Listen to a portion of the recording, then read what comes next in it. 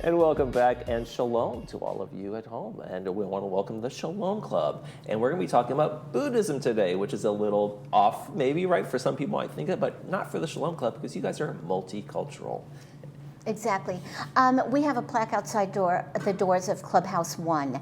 And the plaque basically says what our theme is. We were called the Shalom Club. We added a multicultural part to it just to make sure that people understand that we are interested in diversity.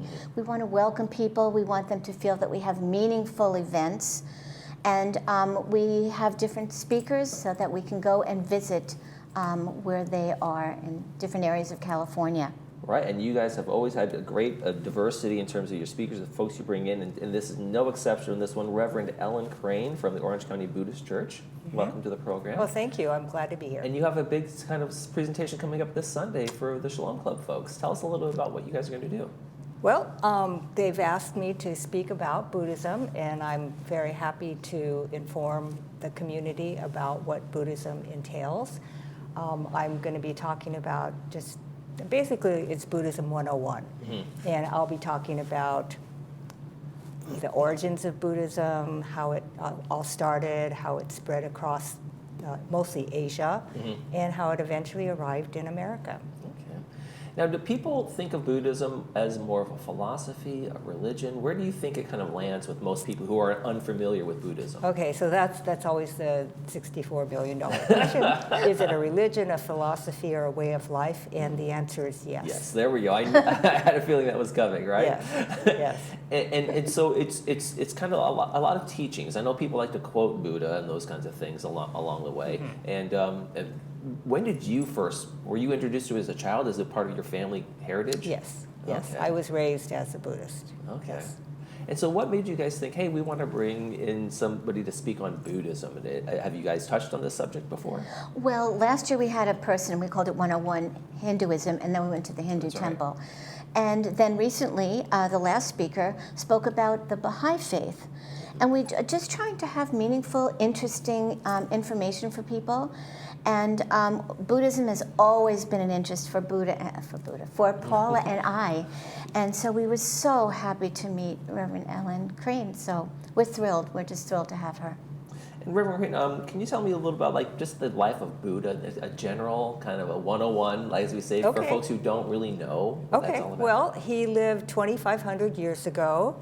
At that time was northern India. Today, where he was born is part of Nepal. Okay. So it's kind of in the hills of the Himalayas. Mm-hmm. And he was a prince of a somewhat minor kingdom and was pulled to find the meaning of life. And so at 29, he went in search of what that meant for mm-hmm. him. So he came to a, quote, awakening, enlightenment experience at the age of 35, and from then he taught for the next 45 years.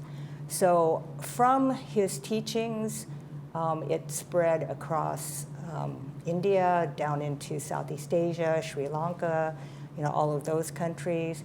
And like any religion, there's no monolithic Buddhism, mm-hmm, like Christianity or there are a lot of offshoots and different kind of interpretations. There are today hundreds of forms of Buddhism. Over 2,500 years, it needed to adapt to the various cultures that it encountered, but the basic core teachings remain the same. Mm-hmm. And so the form of Buddhism that I practice is from Japan.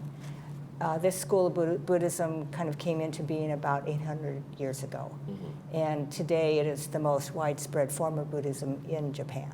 Okay. Yes, and was brought to America 125 years ago. Wow, that's pretty good stuff. Yeah. So now this is going to be on Sunday. You guys are taking in May. You guys are taking a trip to one of the temples, right? Yes. We always like to have a speaker first, mm-hmm. and then we like to take a bus to a temple. And we're going to one of the largest in the United States. I was told it's called the Shi Lai Temple. And we already have the bus.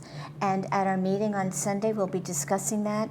And people can line up and join then. But we have until May to go on the trip. We're very excited about that. And a temple like that, I'm sure you've probably been there, right? One time. One time, okay. So what do you experience when you go into a temple for a Buddhist temple? Well, what do you go into when you go into a church? I mean, it depends. It depends on which kind of lineage it is Okay. and what kind of, their tradition is. Shilai is a temple from China, Okay. and it is a monastic form of Buddhism. So when you go there, it's a very large temple for one thing, but they do have a monastic population there with monks and nuns, and they will be in robes, and I think they are also vegetarian, which we are not. Okay. But they do offer a wonderful lunch that anyone can partake of. So I think that will be a real highlight for all of the visitors who go. So it really kind of almost a cultural experience as Yes, well as to absolutely. kind of visiting the temple. That's what I was kind of hoping that you were going to say there. So you kind of like get a real feel for Yes. the life and the culture and the traditions and those kinds of things. How important is it for you at the Shalom Club? I almost know your answer. How important is it for you to have this exposure to so many different cultures and religions and peoples and that kind of thing? Well, as I was telling Ellen, we have such a diverse population here just in Laguna Woods. And we, because there are so many different clubs, we want to bring people together from all the different clubs. We want to be respectful of theirs and go and listen to them speak. And we want to draw more people in and have making a little bit of a connection with other people within the village. And then our goal is to also go and visit an area so they see even more of the culture and the beauty and the art that's created. Okay.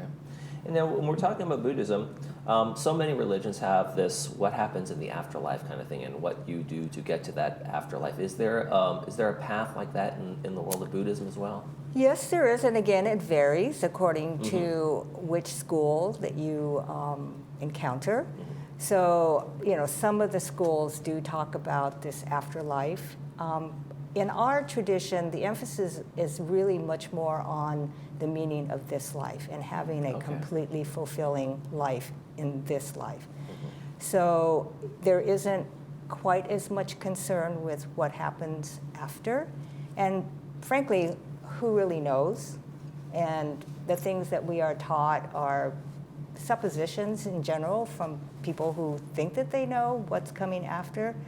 But for us, we really try to emphasize the present moment and living your life fully. All right, well, you'll be able to learn more about that when Speaker Reverend Crane comes to the Sunday, March 3rd event over at Clubhouse 1. That'll be one of the last events they have at Clubhouse 1 before they close on Monday. We are. It might be one of the last ones in there. Doors open at 2:30. The program starts at 3 p.m. Sounds fantastic. Reverend Ellen Crane and Cindy, thank you so much for the Shalom Clubs. Thank you for joining us today. Thank you for having us. Thank you. Appreciate very it. much. Thank you. Appreciate it. And when we come back, we're going to be checking in with Cole Young and the Sports Corner. Stay with us.